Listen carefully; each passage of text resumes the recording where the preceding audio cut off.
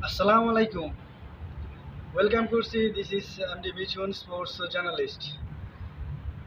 তো আজকে যে এই কন্টেন্ট নিয়ে আসলাম আপনাদের সামনে ওটা হচ্ছে চ্যাম্পিয়ন ট্রফির ফার্স্ট ম্যাচ নিয়ে নিউজিল্যান্ড ভার্সেস পাকিস্তানের যে ম্যাচটি আজকে শুরু হয়েছে চ্যাম্পিয়ন ট্রফির ফার্স্ট ওটাতে আপনার পাকিস্তান টসে জিতে ফিল্ডিং নেয়, তারপর নিউজিল্যান্ড ফার্স্ট ব্যাটিং করে পাহাড় পরিমাণ রান তোলে, 320 রান। নিউজিল্যান্ডের ব্যাটসম্যানরা দুটি সেঞ্চুরি পায়। তারপর ফিনিশারের গ্লেন ফিলিপস অস্থির ব্রিলিয়ান্ট ফিনিশিং দিয়ে ম্যাচটা শেষ করে লাস্ট পর্যন্ত 320 রানে গিয়ে পৌঁছায় নিউজিল্যান্ড। তো চ্যাম্পিয়ন ট্রফিতে নিউজিল্যান্ড একটি ভালো ফেভারেট দল, ওরা অনেক টাচে আছে, আপনারা জানতে পারছেন। তো দুইটা ব্যাটসম্যান যখন একটা ওয়ানডে ক্রিকেটে আপনার সেঞ্চুরি পায় তখন ডেফিনেটলি সেই দলটার রান কি পর্যায়ে হতে পারে সেটা আপনারা আন্দাজ করতে পারতেছেন। এখানে আপনার উইল ইয়ং, সে তরুণ উদীয়মান একজন নিউজিল্যান্ড প্লেয়ার। সে 107 রান করেছে 112 বলে, যেখানে তার দর্শনীয় 12টি চার রয়েছে, একটা ছক্কা রয়েছে। তারপর আপনার অপরদিকে টম লাথামের কথা বলতে গেলে আপনার লিটন দাসের মতোই পারফরমেন্স ওর দিনটা যাচ্ছিল। লিটন দাসের মতোই সে কোনো টাচে ছিল না, কোনো ফর্মে ছিল না, টানা আপনার টম লাথমের লাস্ট 6টা ইনিংস যদি দেখেন টানা 0, 3, 6, 7, 8, 9, 12 এরকম ধরনের একটা স্কোর। হঠাৎ করে চ্যাম্পিয়ন ট্রফির ফার্স্ট ম্যাচে টম লাথাম এভাবেই সবাইকে অবাক করে সেঞ্চুরি করবে যেটা বলার বাইরে। টম লাথাম 118 রান করে 104 বল থেকে, যেখানে টম লাথামের দর্শনীয় 10টি চার এবং 3টি ছক্কা। আপনাদেরকে আগেই বলেছিলাম যে পাকিস্তানের বোলাররা এই চ্যাম্পিয়ন ট্রফিতে খুব একটা সুবিধা করতে পারবে না। ওদের নিজেদের মাটিতেই ওরা টিমকে ভালো সাপোর্ট দিতে পারে নাই। আজকের ম্যাচটি সেটা প্রমাণ করে। শাহিন শাহ আফ্রিদি আপনারা দেখেন, সে বিশ্বমানের বোলার, সে কিভাবে 68 রান দেয় 10 ওভারে। এটা একটা লজ্জাজনক ঘটনা পাকিস্তানের জন্য যে পাকিস্তানের পেস অ্যাটাক একটা সময় পুরো বিশ্ব শাসন করত, আর এখন দেখেন কি বলবো ভাই, নাসিম শাহর মতো আউটসুইং ইনসুইং বোলার যে যে ঘন্টায় 150 কিলোমিটার/আওয়ার গতিতে বল করে, তারপর ইনসুইং আউটসুইং দুটোই কাজে লাগায়, সে 63 রান দিয়ে 2 উইকেট নেয়। তারপর হারিস রৌফ, যে নাকি সারা বিশ্বে ফ্র্যাঞ্চাইজি লিগ খেলে বেড়ায়, বিগ ব্যাশ খেলে বেড়ায়, তার মতো একটা বোলার কিভাবে 83 রান দেয়। পাকিস্তানের যদি বোলিং ইউনিটের, পেস ইউনিটের, স্পিন ইউনিটের অবস্থা এরকমই হয়, তাহলে পাকিস্তান কিভাবে চ্যাম্পিয়ন ট্রফিতে ভালো কিছু করবে আপনাকে বলেন? আমার তো মনে হয় না যে আজকে পাকিস্তান জিতবে। নিঃসন্দেহে ডেফিনেটলি আমি মনে করি যে নিউজিল্যান্ড যে রান করেছে 320 রান, জেতার জন্য অবশ্যই ডিফেন্ডেবল স্কোর ওইটা ওদের। তো কি বলবো, পাকিস্তানের এই নিজেদের মাটিতে নিজেরা চ্যাম্পিয়ন ট্রফি আয়োজন করে ওরা যদি চ্যাম্পিয়ন ট্রফি থেকে নিজেদেরকে এইভাবে প্রমাণ করে, তাহলে তো বলার কিছু নাই। আপনার দেখা যাক, মানে যদি কোনো অঘটন না ঘটে, তাহলে এই ম্যাচটাই পাকিস্তান জেতার মতো কোনো আমি স্কোপই দেখি না। তো যাই হোক, নিউজিল্যান্ড যেভাবে নিজেদের ব্যাটিং সাফল্যতা প্রমাণ করে দিয়েছে, নিঃসন্দেহে বলা যায় তারা আজকের ম্যাচ জিতবে ইনশাআল্লাহ চ্যাম্পিয়ন ট্রফিতে। এভাবে যদি বাংলাদেশ আগামীকাল ম্যাচটাই ইন্ডিয়ার বিপক্ষে, প্রতিপক্ষ ইন্ডিয়া, চ্যাম্পিয়ন ট্রফিতে আপনার প্রতিপক্ষ হিসাবে টিম ইন্ডিয়ার সাথে প্রতিটা আসরে, প্রতিটা সিরিজে যখনই বাংলাদেশের সাথে ইন্ডিয়ার খেলা হয় তখনই অনেক ফাইটিং হয় ওদের সাথে। তো ইন্ডিয়ার সাথে বাংলাদেশের যে খেলাটা আছে এটা বাংলাদেশের জেতার পসিবিলিটি আমি মনে করি 50%। কারণ এই ম্যাচটা হবে আপনার সংযুক্ত আরব আমিরাত, দুবাইয়ের আপনার ব্যাটিং পিচটা একটু ফ্ল্যাট থাকে, সেজন্য মুস্তাফিজ ভালো বল করতে পারে। আবার আপনার রিশাদ হোসেন, নাসুম হোসেন স্পিনারটাকে ওরাও ভালো করতে পারে, তানজিম সাকিব, তারপর সৌম্য সরকার, তাসকিন আহমেদ। বাংলাদেশের বোলিং লাইন আপ বলতে গেলে ইন্ডিয়ার তুলনায় অনেকটা ভালো, বাট ইন্ডিয়া বাংলাদেশের কাছে একটা জায়গায় আগিয়ে আছে, ওইটা হচ্ছে আপনার ইন্ডিয়ার ব্যাটিং লাইন আপ। বিশ্বমানের শক্তিশালী ব্যাটিং লাইন আপ নিয়ে ওরা আগামীকাল বাংলাদেশের বিরুদ্ধে মাঠে নামছে। তো সবার প্রতি রিকোয়েস্ট রইল যে আগামীকাল ইন্ডিয়া ভার্সেস বাংলাদেশের যে ম্যাচটা আছে ওইটা দেখার জন্য। আশা করি বাংলাদেশ ভালো কিছু করবে। তো চ্যাম্পিয়ন ট্রফিতে চ্যাম্পিয়ন হওয়ার দৌড়ে যারা যারা কোন দলগুলো এগিয়ে আছে, তো ওই ব্যাপারে কিছু বলতে চাই। ধরেন আজকে যে নিউজিল্যান্ড যে খেলাটা দেখিয়েছে, আমি চ্যাম্পিয়ন ট্রফিতে নিউজিল্যান্ডকে 100% থেকে 30% এগিয়ে রাখবো। নিউজিল্যান্ডের এক্স ফ্যাক্টর বলা যায় যে ব্যাটসম্যানকে, তার নাম হচ্ছে গ্লেন ফিলিপস। বর্তমান বিশ্বে সে খুব ভালো স্ট্রাইক রেটে ব্যাট করেন। যে কোনো ফরম্যাটে, যে কোনো সিচুয়েশনে নিজেকে ভালোভাবে মেলে ধরতে পারেন গ্লেন ফিলিপস। ভালো মানের একজন অলরাউন্ডার, স্পিন অলরাউন্ডার বলা যায়।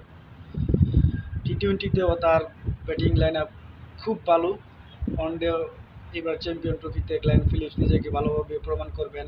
আজকে যেভাবে প্রমাণ করছেন, 39 বলে 61 রান করে বিশাল ফিনিশিং দিয়ে নিউজিল্যান্ডকে 320 রানের পৌঁছে দিয়েছে গ্লেন ফিলিপস। দুইটা সেঞ্চুরির পাশে যখন নাকি গ্লেন ফিলিপসের মতো প্লেয়ার এভাবে ফিনিশিং দিবে 39 রানে, 39 বল থেকে 61 রান, চারটাখানি কথা না। এরকম একটা ফিনিশার প্রত্যেকটা টিমে থাকা দরকার, যেটা নাকি নিউজিল্যান্ডের গ্লেন ফিলিপস আজকে দেখিয়ে দিয়েছে। 3টা 4 মেরেছে সে, 4টা 6 মেরেছে এই 61 রানের ভিতরে। চিন্তা করে দেখেন, সিক্সের পরিমাণই বেশি। তো তারপর আসি ইন্ডিয়ারকে আমি 25% দিতে পারি চ্যাম্পিয়ন ট্রফিতে চ্যাম্পিয়ন হওয়ার দৌড়ে। ইন্ডিয়ার ব্যাটিং লাইন আপ বিশ্বমানের শক্তিশালী batting line up, but bowling line up তার থেকে একটু ডিফারেন্ট লেভেলে আছে। তো ইন্ডিয়ার এক্স ফ্যাক্টর যিনি হতে পারেন সে হচ্ছে রোহিত শর্মা। আপনারা ইতিমধ্যে ইন্ডিয়ার বিভিন্ন খেলা দেখে বুঝতে পারছেন যে আসলে ইন্ডিয়ারা প্রত্যেকটা বড় বড় আসরে কিভাবে রোহিত শর্মার মতো প্লেয়ার সেঞ্চুরি, ডাবল সেঞ্চুরি করে ম্যাচ নিজেদের মতো করে নেয়, নিজেদের হাতে নিয়ে নেয়। আবার ওই দিক দিয়া বাংলাদেশকে আমি 5% দেবো, কারণ বাংলাদেশের আপনার বোলিং লাইন আপ খুব ভালো, ব্যাটিং লাইন আপ ওইরকম ভালো না। কারণ হচ্ছে আপনার ব্যাটিং লাইন আপে আপনার Liton Das, Tamim Iqbal, Shakib Al Hasan not available champion trophy. এইখানে ব্যাটিং লাইন আপ আর কি হবে ভাই, বলার তো আর কিছু নেই। তো যাই হোক, বাংলাদেশের জন্য শুভকামনা রইল। আমি বাংলাদেশকে চ্যাম্পিয়ন ট্রফিতে চ্যাম্পিয়ন হওয়ার দৌড়ে 5% দিয়ে রাখছি, সেটা অনেক বেশি।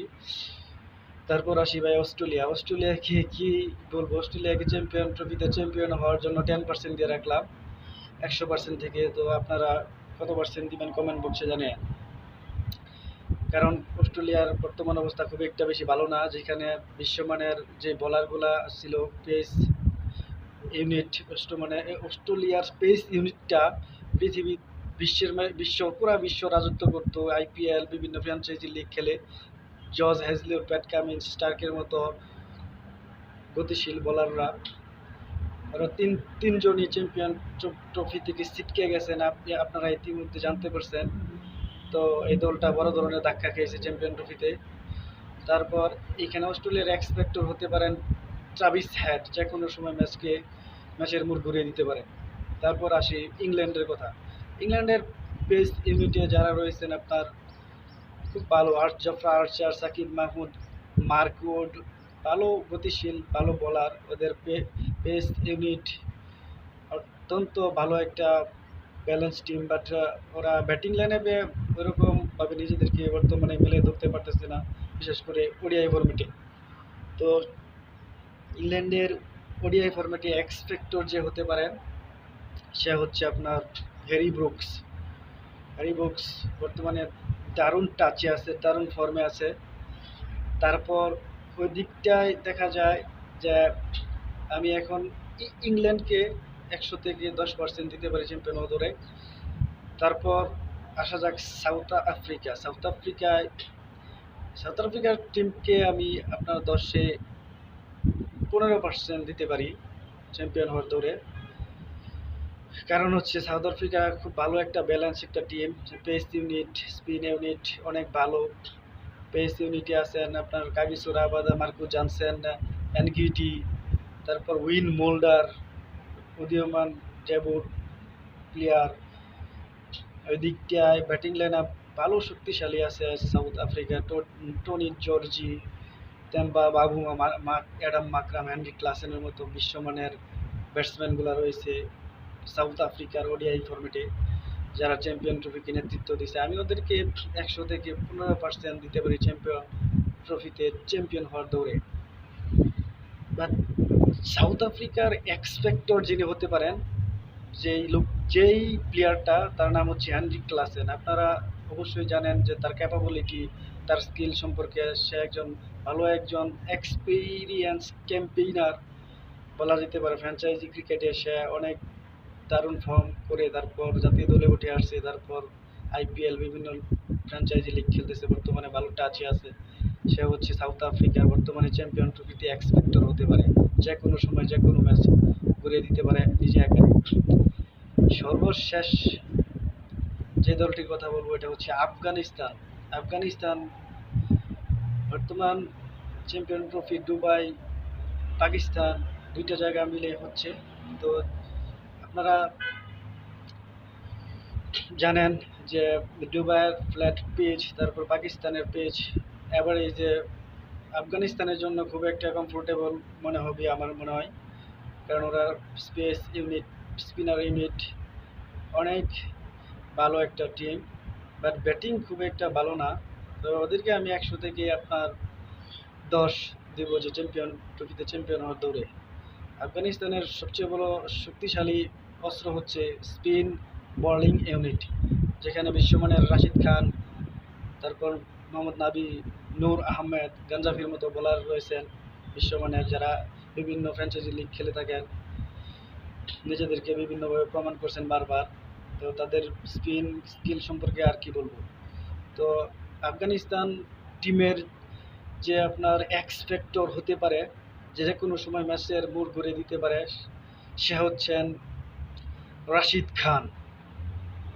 ধরেন আফগানিস্তান যে কোনো একটা দলের মাঝে চ্যাম্পিয়ন ট্রফিতে যে কোনো একটা টিমের বিরুদ্ধে আফগানিস্তান যখন নাকি 250 রান করবে, তখন আপনার রাশিদ খানের মতো বোলার, ঠিক আছে, যে কোনো টিমকে উইকেট নিয়ে আফগানিস্তান দলটাকে জিতিয়ে দিতে পারে। সে এরকম একজন ক্যাপাবিলিটি প্লেয়ার, তার ব্যাপারে আর কি বলবো। তো গ্যাস, আপনাদের সাথে চ্যাম্পিয়ন ট্রফির এবারের আসর নিয়ে অনেক কিছু ডিসকাস করলাম। তো আমার ভিডিওটা ভালো লাগলে, আমার কথাবার্তা যদি ভালো লাগে, তো আমার চ্যানেলটা বা আমার আইডিটা আপনারা ফলো করেন, লাইক করেন, কমেন্টস করেন, শেয়ার করেন যদি ভালো লাগে। তো নতুন একটা ভিডিওতে আবারও দেখা হচ্ছে। Good bye.